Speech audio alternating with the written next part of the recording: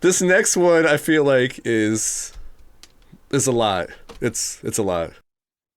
So wait, before I even explain what this is, wait, okay, before we talk about it, I kind of want to talk about. I want to give a little backstory, and I would kind of try to explain what this is about. So, yeah, this we watched Shin Mask Rider, which came out this year. It came out 2023. right. It's based on a TV series that started in 1971 through 1973, called Kamen Rider, which is Mask Rider. Mask Rider. Right. But anyway, I never really saw this series. In fact, I was looking for Ultraman. I was actually trying to find the new Shin Ultraman movie, and I found this What does the instead. word shin mean? The word means It means heart. I think it means heart. heart. Yeah, it means heart. It means Yeah. heart. But I think it also means heart and new at the same time. Right. Yeah. But so there's tons of variation. I didn't know how this. I was doing research on this, and I was like, "Holy! There's a lot of movies and TV shows. This is just tons of things about this movie, and it's about basically what it's about is about the main character is a human/grasshopper hybrid who takes on other animal hybrids called Augs, which I think is short for augmentation, probably. Right. But the backstory. But what is he specifically? He's a rider. Yes, he's a masked rider. He's a master. But so basically, the backstory when I was doing the research, it's kind of like Godzilla because there's like tons of variations and different forms. He's like in one movie he's black, in one movie he's red. It's just your director's vision, I guess. So it's all totally all over the place, really. But this started because it was created out of manga, a comic book. So apparently there was a series called Skullman.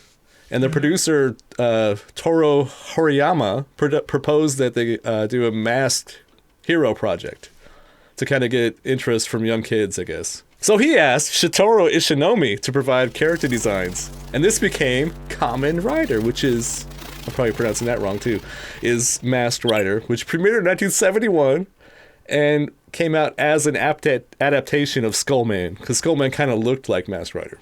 Anyway. It's a lot. I don't even know if I even explained it right. But this goes way back to the 40s because I noticed a lot of things that related to Batman and the Green Hornet, the music, for example, which goes way back to the 40s. So, and tell me that half the action didn't come directly out of the early 60s Batman. Oh, no, in the fight scenes, I was like, this is Batman. Right, absolutely. The thing is, though, there was an earlier version of... actually, Masked Rider and Ultraman, they both kind of have a lot of similarities, but they pretty much coexisted with Batman and the Green Hornet, like the same time frame, 66 through whatever, the 68 or 70 or whatever. Right. Did you feel like this was... one thing that really struck me was during the battle scenes, we were talking about Batman, the music, but also it almost looked two-dimensional, like it was a comic book during the fight scenes. The music...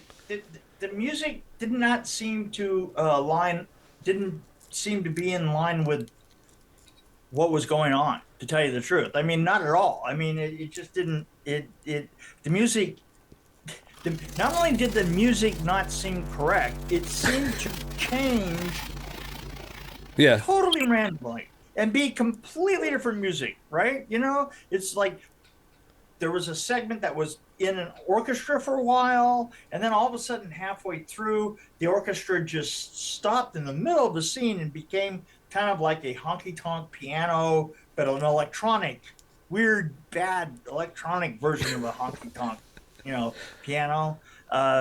It was, it wasn't, but at the same time, here's the weird thing about it. There was such a wide variety of qualities that were present, right? I mean, some of the costumes were interesting. I thought some of the costumes were beautiful, and some of the sets were astounding. But at the same time, some of the sets just looked stupid as hell. The best set was the inside of the cabin, because the cabin was tiny on the outside. Anyway, what I really liked, but I have to tell you, there was a segment in there that had a bat creature in it, Oh That god, that was was my favorite part. absolutely amazing. It was so When he started weird. flying, I'm like, oh my god, this is awesome. Didn't you when he started to fly? Didn't you like? Evidently, the other guy shot him Yeah, yeah, when he his was arm trying to or his fly leg. away, and and so it made him fly like like you had like just slightly stepped on a moth, and the moth tried to get away, and it was like this. That it was Well, hilarious. just when he started flying, because he has this little white suit on. Right, The right. visual was amazing. It's like the visual of it And the is close-ups of his face, and he's like, so nah. and his face is so weird. And when he's flying, and when he's flying, and they literally took like a shot of his face and just put it smack in the middle of the scene, and then kind of did his body around that shot, right? You know, like, and there's just this face that nothing is moving. It's just like him going, hey, hey, hey, hey. It's like, wow, how the or why the hell did they do that? I don't know. Well, so when I was going back to the two-dimensional, I was referring more to visual two-dimensional. Right. Like, Well, so the scene where all the things are coming at the guy, I won't ruin anything, but the things that were very familiar to him were coming after him. right, right. A whole bunch of them. But it almost looked like they were drawn, like it was two-dimensional, it was flat. It was like, Right. it was weird. But Everything was in sync. But every once in a while, they pulled such a weird. They would pull up a strange optical that you just when they Like I didn't. Oh, you mean like the stacks of semi trucks for no reason, or right, right, or her in the stands, right? right? I mean the fact that Yeah, the that was weird. moth creator was was sitting on a stage, right, and not just the stage. It was obviously a Like an relatively amphitheater. Yeah. yeah, it was a relatively recent amphitheater, so it was like absolutely high tech and everything. And they would turn around in the stands, and she's everywhere, right? And I know there was just an optical repeat of her, but they were just playing with it. I mean, it was sort of like, and it's funny. You gave me the history right there. Yeah. That Well, I this has tried been to. this is but this has been going on for ages, and you thought to yourself, yeah, these people really aren't taking this very seriously. But at least at the same time, they looked like they were trying to have some fun. Well, I mean, it was fun when they cloned the character. It was just like a bunch of, like you said, it was copy and paste. But Right. it was fun. It wasn't like that bizarre, disturbing stuff that was done in Willy Wonka with Johnny Depp. Yeah, It's there, like you know what? There were some elements of it that kind of reminded me of Tron, Tron, yes. especially in the bike stuff. A lot of the bike stuff reminded me of Tron and the repeat of Tron later on. I mean, both of them they had that feel to it. Well, my biggest complaint about this, I actually kind of enjoyed this one. I'm not really I sure. did too. I'm trying to think of what I rated, but my biggest problem with this is that it really should be a miniseries because you have all these characters that you just barely learn about, Right. Yeah. and then Yeah. it's you kind of go to the next thing, next thing, next thing, Yeah. next thing. Yeah. The next thing, but and also it's like it looked like television. Oh, it did, yeah. It looked like good television, not just a bad movie. Well, I apparently mean, the trailer was based. They actually did a shot-for-shot remake of the trailer. For the trailer of this, they did a shot-for-shot remake of the intro to the TV show. And okay. I found a side-by-side version of it on YouTube where they showed. So I think they were trying to follow the original series as close as they could, which was kind of campy, I think, a little bit. So I think that's why it's a little funny. And there's no doubt that there was something kind of super charming about it. Well, I like the fact that he was so this is kind of how I wish Marvel, the direction they would have gone in, because, or maybe even DC, where like you show the character having more heart, more. Yeah, right. Yeah. It's different. Like it was a different take on a superhero, and it wasn't so dark and depressing. It was that there was a heart and like do I have the ability to do what this requires? And We haven't seen that since the Hulk, 1970 something. I don't know. Yeah, but Banner is such a mess, man. I tried to say that with a serious face. Um, no, the other problem I have is that there's tons of exposition. It's like they just kind of say, "Oh, let's tell you the whole history of this character." And I was curious as to whether that was the translation, because the translation was not particularly good. No, It didn't make a lot of sense. but there was so much like explanation. I'm like, okay, There really? was. It's like, I mean, even like before a battle. Well, back when I was blah blah blah, my daddy was blah blah blah blah blah. Here's a picture. Look at the picture. Ha ha ha. You It's know. great. It's somebody was showing a picture in the background right there when you're saying, "Look." Yeah, it's true because the exposition did go on through the battles, which I might add is a very Japanese thing. Well, it's also based on a comic book, I guess, kind of. Yeah, So, yeah. I mean, that's I kept having to think about that. I'm like, this is well, I guess I could look at this Skull Man and see what that's all about. But it was There's created from a or from a comic book, there, kind there of. The there's concept somebody was. there's somebody that dies in there and she goes, Riru, I wish that you had, I wanted you to kill me. I thought, wow, it was probably one of the better lines in the film, you know. There was something super charming. Well, I think it was the campiness for me. It was like kind of the silliness, like Yeah, the fact that they didn't take it so seriously. I think yeah, made it, and you see some really brutal things in it too. And I like the splashes on the in the beginning, the splashing on the trees and oh, the. so much blood. It was like a ballet of blood. Yeah, that's it, and what I thought was kind of interesting was that never happened again. Did you Right. notice that? Yeah. It was like that sequence, you know, where one punch literally brings really literally brings up the Kool-Aid man. You know, that much Kool-Aid blood goes splashing on a tree. I mean, not like the amount of blood that's in a man. It's kind of like the amount of blood that would swing out of like a small kiddie pool and is splashed up on the tree. So you had to think to yourself that there was some mechanics involved in all this. Well, I picture the special effects guy blowing up balloons and filling it with blood, and then like saying, "Okay, just step on the balloon." Yeah, yeah, but there was a lot more blood than that. It was No, it was people was like throwing it for sure. People were throwing it, yeah, a whole bunch of people.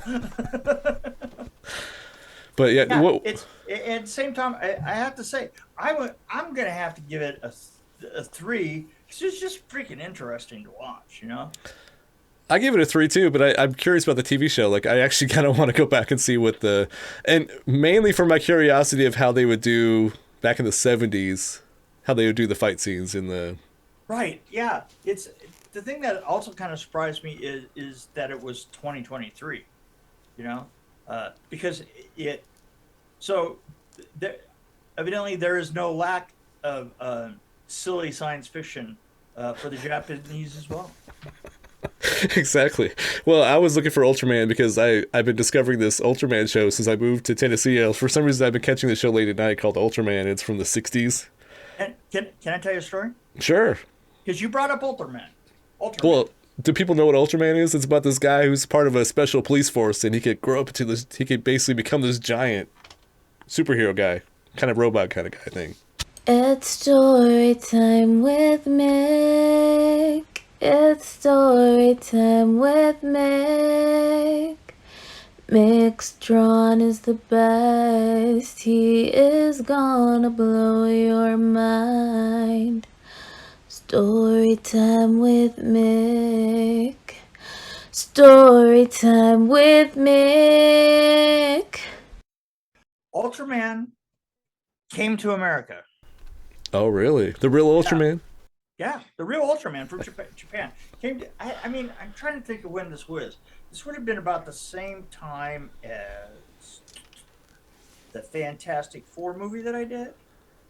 But a guy that worked on the set that was next to us needed some help over the weekend at a little postage stamp of a stage. I mean, I mean, like literally one of those, concrete tilt ups that has like the the shops that are like 25, 30 feet wide, Yeah. and go through the whole building, right, and one right after the other, and and and I said, well, what is this for? And he says, oh, well, it's for Ultraman. Ultraman's going to come over here, and they're going to do a series of shots in America. And so he was working with me. So I worked with him on a weekend making the ship. His ship was what we were putting inside of this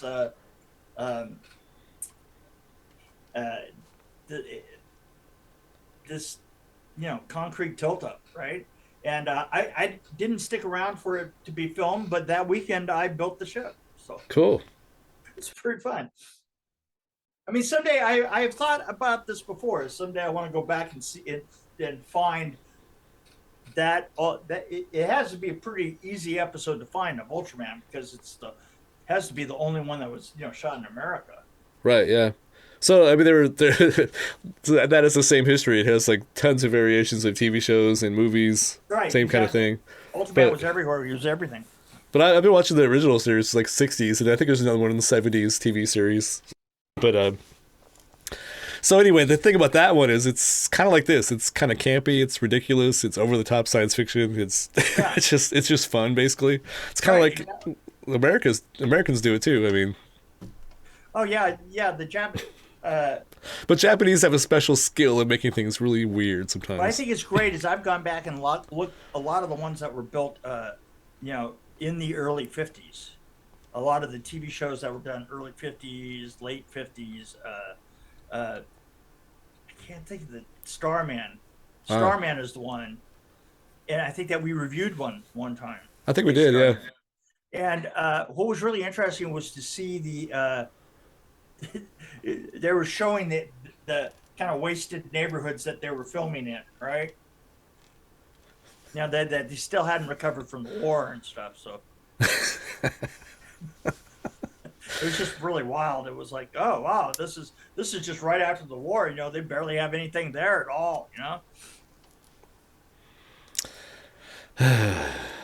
Well, from Godzilla to Kamen Rider, Masked Rider, it's kind of it's an interesting journey. Yeah, really, it was interesting. I had fun watching it. I really did. I think I didn't rate this. I think I might be a little higher. I'm probably at a 3.7. Yeah, it has a camp feel to it. It really does. And I was looking at the other versions. Right, it looks like it's all over the place. Like there's one that might be campier. There's one that might be darker. Yeah. From what I was looking at on the, it's just crazy. Oh, I thought you were talking about my hair. Yeah, well, it's a work in progress, right? I see the beard is coming back though. It's interesting. Oh God, yes, my beard is coming back. Ugh. Yeah, that was You're like aging right before my eyes. That was a traumatic thing. That whole experience was very traumatic. Well, I didn't know who that young man was that was on our podcast without a beard. I was like, who is that guy? He looks younger. Hopefully we'll never see that guy again.